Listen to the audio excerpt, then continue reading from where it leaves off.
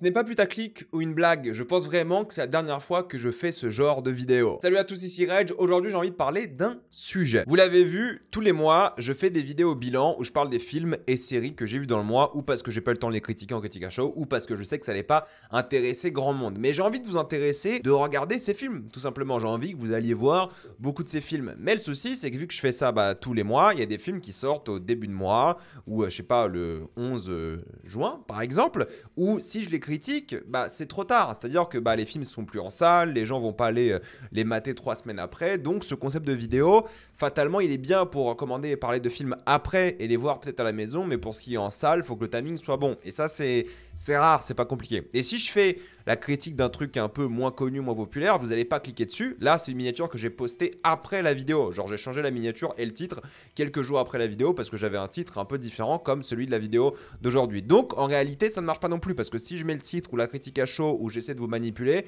les gens cliquent pas en général. Du coup, vous n'allez pas avoir leurs recommandations concernant le film. C'est pas votre faute, c'est comme ça, c'est le game, c'est ma faute de pas trouver le meilleur moyen de m'adapter à vous et afin de vous motiver d'aller voir des films. Donc aujourd'hui, je tente peut-être pour la dernière fois ce genre de truc où je tente ce concept de vidéo, je tente quelque chose pour vous recommander un film qui est sorti littéralement cette semaine et après je garderai les critiques à chaud pour les gros films et les vidéos mensuelles, ça je vais garder aussi parce que c'est toujours intéressant. Et si j'ai pas de meilleure idée pour vous proposer du contenu comme aujourd'hui je pense que c'est plutôt une bonne idée, on verra les stats, on verra les vues, eh bien je le ferai plus. Après je vais réfléchir à ce que je le fais sur TikTok ou pas, je sais pas trop malheureusement parce que j'ai envie de vous recommander des films et l'idée c'est d'aller voir ces films en salle. Donc c'est ça aussi la difficulté. Mais en tout cas aujourd'hui j'ai envie de vous parler d'un film que j'ai beaucoup aimé pour le coup, qui vaut vraiment le détour, sans spoiler, mais je ferai quand même une partie spoiler parce qu'il y a beaucoup de choses à dire et je pense vraiment que vous allez clairement adorer ce film. Avant de commencer cette vidéo, j'aimerais remercier le partenaire officiel de celle-ci, CyberGhost VPN et ses 38 millions d'utilisateurs et presque 5 sur 5 sur Trustpilot. Vous les connaissez, c'est le meilleur moyen de soutenir la chaîne et c'est un service utile que j'utilise tous les jours. Je vous mettrai dans la description, le commentaire épinglé, des sites internet qui vous disent dans quel pays se situe le film que vous voulez regarder. Ensuite, vous changez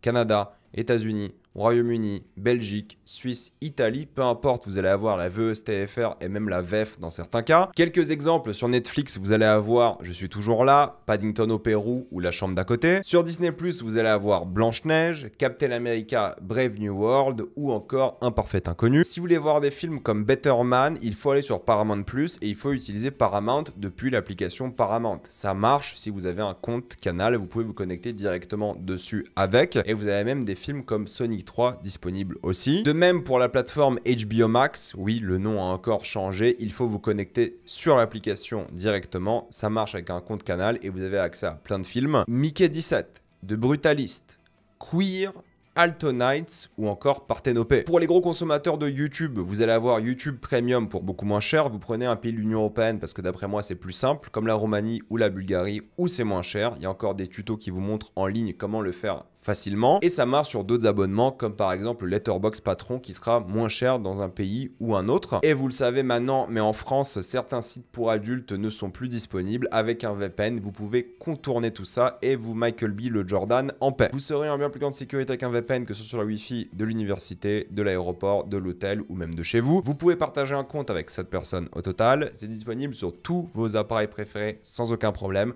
Tout le monde peut le faire en quelques clics, c'est vraiment simple. Vous pouvez essayer par vous-même car vous êtes satisfait ou remboursé sous 45 jours et vous avez une assistance technique en français 24h7. Utilisez le lien dans la description et le commentaire épinglé afin de vous abonner à CyberGhost VPN et bénéficier de 83% de réduction plus 4 mois gratuits. Foncez sur l'offre. Le film dont j'ai envie de parler aujourd'hui s'appelle Life of Chuck, qui est sorti cette semaine en salle française, qui est un film qui va beaucoup vous marquer, je pense, qui va beaucoup vous plaire, mais qui est assez mal distribué. Il n'est pas disponible dans tous les cinémas de France, je pense, à vérifier, mais je pense aussi que c'est pas un film qui va extrêmement bien marcher. C'est réalisé par Mike Flanagan, qui est un spécialiste des films d'horreur. Il a fait au cinéma Dr. Sleep il y a quelques années. Il a fait aussi les séries Haunting of Hill House et la saga des séries Haunting et toutes ces choses-là. Donc c'est un mec qui est vraiment connu pour l'horreur, qui est apprécié pour l'horreur, et aujourd'hui il a fait peut-être son film le plus terrifiant, c'est pas une blague pour le coup, mais d'un différent genre d'horreur. Et c'est dommage que les gens n'aillent pas voir ce film parce que j'en ai pas entendu grand chose pour l'instant. Vous allez me dire, ça fait un jour qu'il est sorti, certes, mais il n'y a pas vraiment de hype. Les gens, je pense, vont beaucoup adorer, mais vont pas forcément se déplacer en salle pour le voir. Et croyez-moi, dans quelques mois, voire même semaines, lorsqu'il sera disponible en VOD, tout le monde va dire: oh bah bordel, c'était trop bien, pourquoi personne n'en a parlé, pourquoi personne n'allait le voir? Si, on en a parlé, mais vous êtes quand même pas allé le voir. Ça fera un peu comme, vous savez, Better Man, le biopic sur Robbie Williams. Ça sera pareil, je pense, dans quelques mois. Les gens vont dire: oh putain, c'était trop bien et tout, pourquoi je l'ai vu à la maison et pas au cinéma? Bah, je suis là pour vous motiver à aller voir ce film au cinéma. Life of Chuck est l'histoire d'un monde apocalyptique dans lequel tout le monde commence à abandonner. Tout le monde se dit que c'est littéralement la fin du monde pour plein de raisons différentes que je vais pas évoquer dans cette partie sans spoiler, mais une raison, tu as l'impression presque cosmique, à pourquoi le monde est en train de mourir, même si la métaphore évidemment est faite sur l'écologie. Mais c'est pas le cœur du récit, c'est pas de se dire pourquoi le monde est en train de mourir, pourquoi est-ce que c'est la fin du monde, pourquoi est-ce que c'est l'apocalypse. On va suivre du coup deux personnages, le personnage de Chiwetel Ejiofor et de Karen Gillian, qui vivent un peu leurs derniers instants sur Terre, parce que la Terre va potentiellement disparaître. Du coup, comment est-ce qu'ils vivent ces derniers instants? Comment est-ce qu'ils font pour profiter de ces derniers moments? Est-ce qu'ils sont en train de réfléchir à leur vie passée, les regrets, leur vie, tout ça? Qu'est-ce qu'ils ont fait de mal? Qu'est-ce qu'ils ont fait de bien? Toutes ces choses-là. Mais il y a un truc qui est quand même assez étrange, c'est que dans ce monde-là, il y a plein de panneaux publicitaires qui disent « Thanks Chuck ». On ne sait pas qui c'est, on ne sait pas ce qu'il a fait. Pourquoi Thanks Chuck affiché de partout? Qui est cet homme? Pourquoi est-ce qu'il célèbre 39 ans d'un homme? On ne comprend pas, et c'est ça le mystère du film, et c'est ça le but du film, c'est de découvrir la vie de Chuck. Et la vie de Chuck est comme le film, hein, il y a une ambiance mélancolique, vraiment de fin du monde, et ce qui va avec. Vous savez, les gens qui regrettent, les gens qui acceptent la fin de la société, du coup, bah, les gens arrêtent de travailler, leur désir, qu'est-ce qu'ils n'ont jamais accompli, qu'est-ce qu'ils auraient aimé accomplir différemment, les problèmes des gens de manière générale, mais c'est surtout mélancolique dans l'imagerie, dans les visuels, dans la musique aussi, évidemment, dans tout ce que le film essaie de créer par rapport à un véritable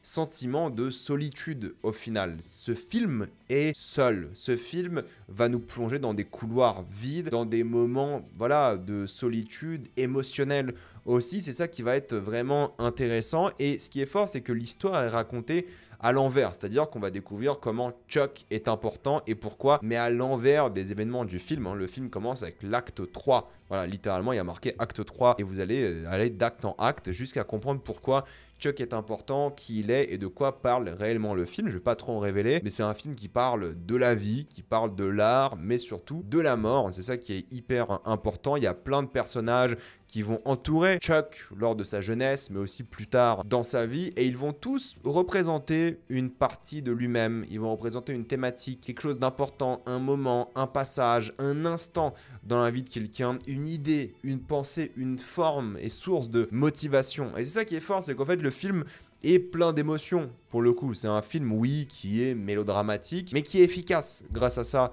je trouve, il travaille beaucoup sur les lieux. Il y a un truc par rapport au cycle qui se répète, par rapport aux lieux, par rapport aux endroits, et comment le film arrive à les lier au souvenir. Et je pense que ça marche vraiment bien en termes de mise en scène. J'en parlerai surtout en spoiler, mais Mike Flanagan a vraiment réussi.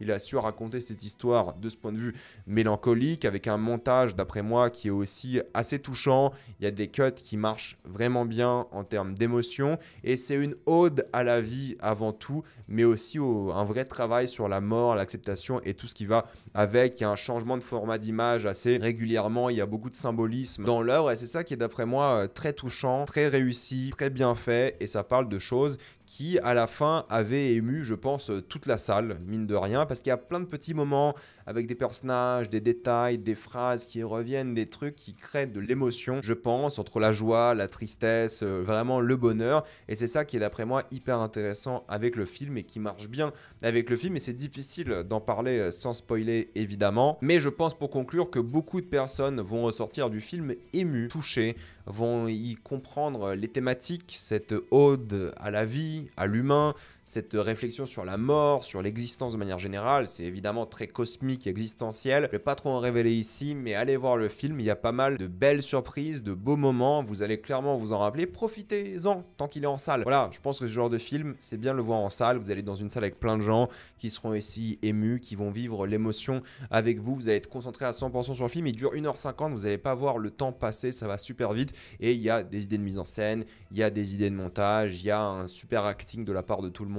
Tout le monde gère absolument dans le film. C'est une vraie réussite qui va émouvoir beaucoup de personnes. Et je pense vraiment que c'est le genre de film qui va devenir un peu culte dans les années qui viennent. C'est-à-dire que les gens vont le voir à la maison, vont être déçus. Putain, j'aurais dû le voir en salle. C'est votre moment, c'est votre instant. Vous pouvez vraiment en profiter en salle et l'adorer. Donc foncez sur Life of Chuck, vous allez surkiffer, croyez-moi. Et vous allez me dire dans les commentaires après, Reg, t'avais raison, c'était trop bien. Mais faut se laisser embarquer par le film, faut en profiter. Oui, c'est un peu mélo.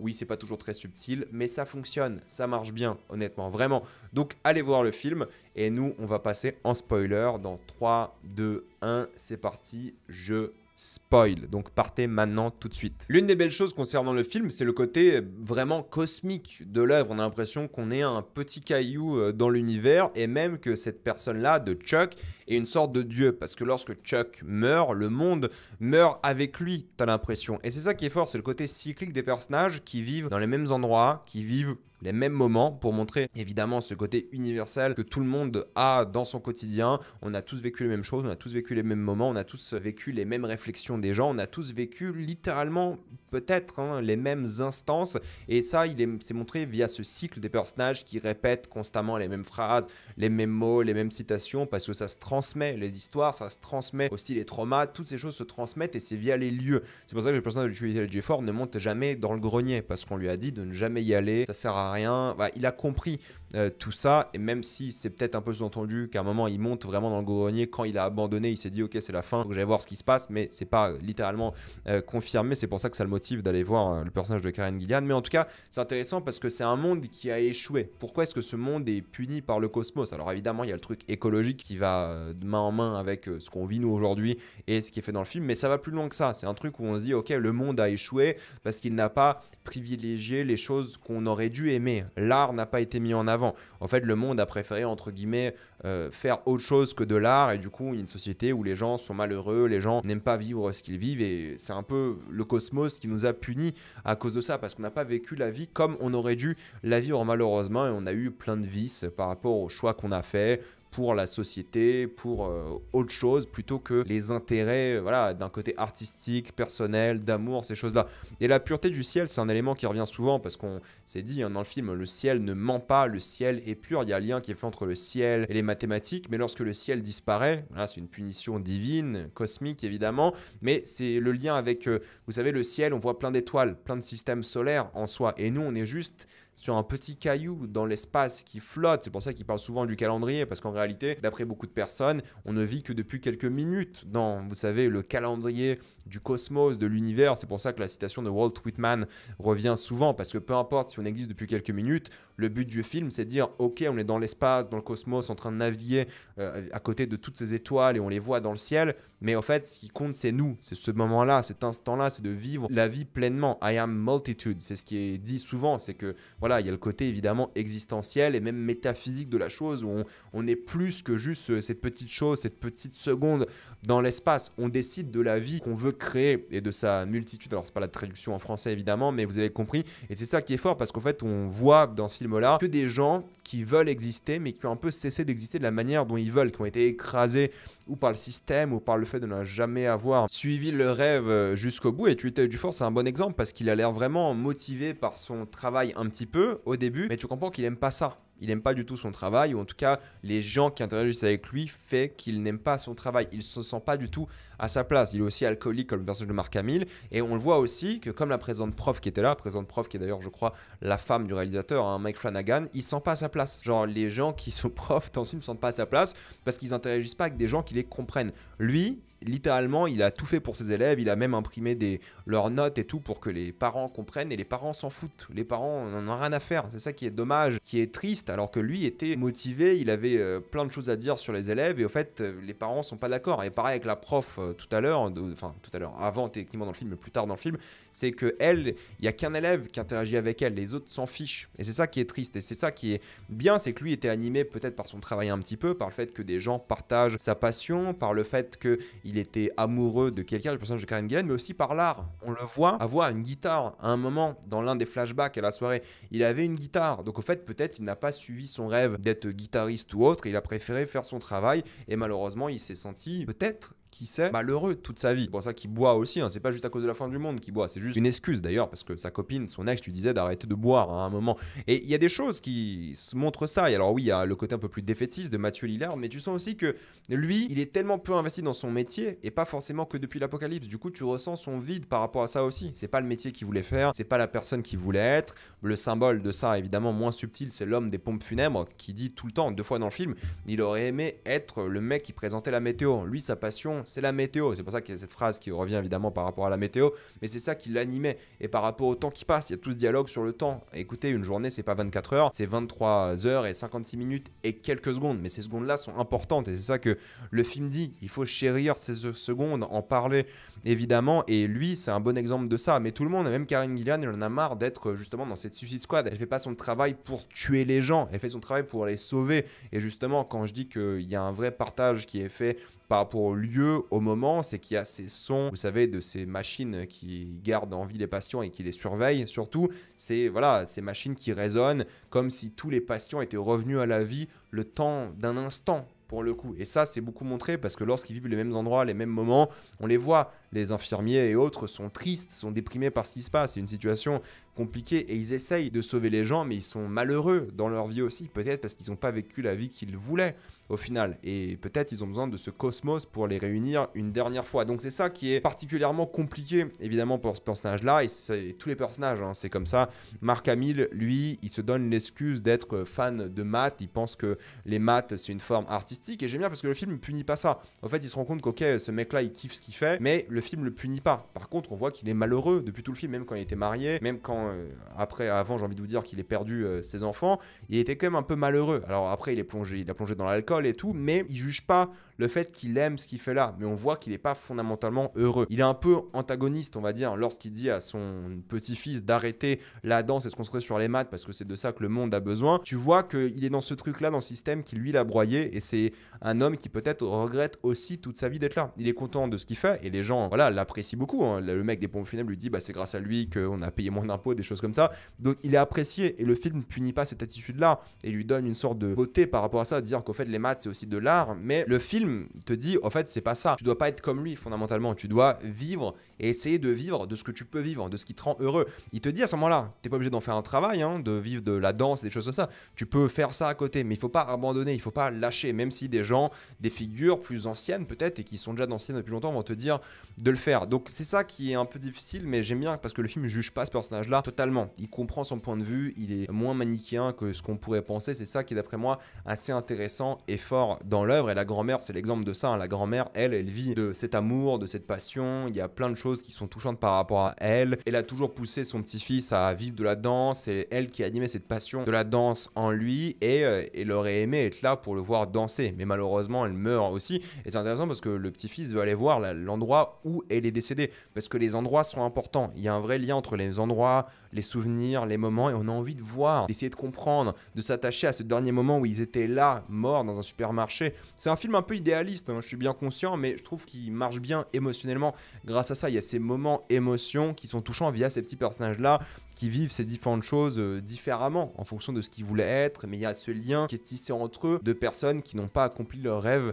Au final, personne n'est réellement heureux dans l'œuvre. C'est ça qui est un peu dramatique à la fois. Mais en même temps, Chuck, bah fatalement, c'est ça on va dire la complexité, c'est que en fait, il a une bonne vie. Il a un travail de comptable qui lui rapporte de l'argent, on le comprend. Il est père de famille, il aime son fils qui lui ressemble forcément, surtout par rapport à l'acteur. Il a une femme qu'il aime, mais malheureusement, en réalité, il sent pas sa place. Il le dit dans le film. Il se sent pas comptable comme les autres. Il se sent pas comme ses banquiers, fatalement. C'est pour ça qu'il n'est pas avec eux. Même dans sa famille, hein, rappelez-vous, il sent pas à sa place parce qu'il a menti sur sa cicatrice, parce que c'était tellement personnel pour lui. Il a menti par rapport à ça. Il est heureux, en fait, lorsqu'il accepte de faire ce qu'il a toujours voulu faire. C'est ça qui est fort. Vous savez, ce dernier moment, quand il a dansé jeune avant de se faire cette blessure, c'était son dernier moment de liberté. C'est son dernier moment, ok, il a dansé peut-être pour la dernière fois de sa jeunesse. Il a été heureux, libre, et il aurait aimé danser toute la nuit, toujours. Et c'est ça qui est fort, c'est qu'en fait, pendant un bref instant, il se rappelle de ça et il décide de le refaire. Il décide de redanser. Il décide de revivre ce moment qui était touchant pour lui, qui était important. Et il danse ici, comme à l'époque, la dernière fois de sa jeunesse, mais là, la dernière fois de sa vie, parce qu'il n'est pas conscient qu'il est malade. D'ailleurs, il y a cette narration qui est assez drôle à certains moments où le personnage va parler de quelque chose et le narrateur va répondre à des choses. Bon, c'est assez rigolo et touchant aussi à la fois, mais c'était le dernier vrai moment de bonheur de sa vie, t'as l'impression, parce qu'il a fait ce qu'il voulait. Pour la dernière fois, il a fait ce qu'il voulait. La maladie lui a donné un dernier instant de bonheur avant de le prendre, avant de lui ôter la vie. Et il y a ce petit truc où il aurait pu être artiste à ce moment-là, parce que la dame qui faisait de la batterie lui dit « Viens, on va être des artistes de rue, on va faire de ça de notre vie, notre métier. » Et il veut accepter, mais il peut pas. Évidemment, il a une famille, un métier, tout ça, il peut pas, mais il veut. Et pareil avec la femme qui était là avec lui, qui vient de rompre, elle aussi, il aurait aimé peut-être vivre un dernier moment comme ça ou continuer sa vie comme ça parce qu'elle avait du talent, elle aurait aimé, adoré. On sait pas trop réellement, mais c'est ça qui est fort, c'est qu'en fait, il y a tout ce moment-là, toute cette scène de danse qui est assez cool, je trouve d'ailleurs, en termes de mise en scène et tout, pas exceptionnel, mais assez cool, où en fait, il vit son dernier moment et c'est le lien de toute sa vie. Il vit la vie qu'il aurait aimé vivre pendant un instant. Et pendant un instant, tout était parfait avant de mourir, malheureusement. Donc le cosmos lui a donné ça une dernière fois. D'ailleurs, le montage à la fin, on voit les différents acteurs qui interprétaient le personnage. Hyper touchant, ça m'a beaucoup ému. Et lorsqu'il voit sa mort arriver dans le grenier, c'est difficile pour lui parce qu'il doit faire un choix. Le père, enfin le grand-père, Mark Hamill, son personnage, a fait le choix de voir sa mort et d'ensuite régler ses affaires pour que son petit-fils vive bien. Lui, il a décidé de vivre sa vie comme il pouvait. Est-ce qu'il a fait les bons choix? On sait pas trop. Enfin, on imagine que non, vu qu'il est malheureux quasiment toute sa vie. Mais il y a ce côté existentiel, en fait. On va tous mourir, et le fait de voir ce grenier où on voit littéralement sa mort arriver, on va tous mourir. Qu'est-ce qu'on fait de notre vie? Comment est-ce qu'on vit cette vie? Voilà, donc c'est pour ça que c'est une ode à la vie, c'est pour ça que c'est une ode à l'existence, avec un traitement sur la mort, sur comment on arrive à gérer cette mort, comment on arrive à penser à la mort, à cet homme-là qui a perdu beaucoup de personnes dans sa vie, les parents dès qu'il était jeune, grands-parents rapidement, avant d'être adulte, il avait quasiment plus personne, et comment il décide de vivre sa vie. Et fatalement, est-ce qu'il a échoué? C'est personnel, voilà, parce qu'il a quand même une belle vie, une belle famille et des choses comme ça, donc c'est ça qui est compliqué. Donc c'est pour ça que le film est touchant, le film est réussi, c'est qu'il pose une question importante sur comment vivre sa vie en donnant des réponses, et je trouve que le film marche grâce à ça. Donc moi je l'ai trouvé touchant, je l'ai trouvé réussi, et c'est ça que j'ai beaucoup aimé dans le film. On pourrait en reparler, je pense, plan par plan, il y a plein de détails, il y a plein de choses, mais la bande-annonce montre pas grand-chose, du coup c'est dur d'en parler, mais en tout cas voilà, c'était un beau film réussi sur le cosmos, sur le côté existentiel, sur l'humanité, sur la vie. Plein de gens ont plein d'interprétations différentes, parce que c'est un film qui approche et aborde différentes philosophies de vie, et c'est ça qui est fort et réussi d'après moi dans le film. Donc dites-moi ce que vous en avez pensé, avez-vous adoré ou détesté? J'ai envie d'avoir votre avis dans les commentaires. Avant de quitter cette vidéo, pensez à utiliser le lien dans la description et le commentaire épinglé afin de débloquer toutes les plateformes de streaming en toute accessibilité, sécurité et avec beaucoup plus d'œuvres. Tout ça pour 2,03€ par mois plus 4 mois gratuits. Foncez sur l'offre. Pensez à vous abonner à la chaîne pour voir les prochaines vidéos. Mettez un j'aime, ça aide beaucoup la chaîne. Suivez-moi sur tous mes réseaux, que ce soit Spotify, TikTok, Instagram ou même Twitch. Et moi, je vous dis à la prochaine fois. Salut à tous.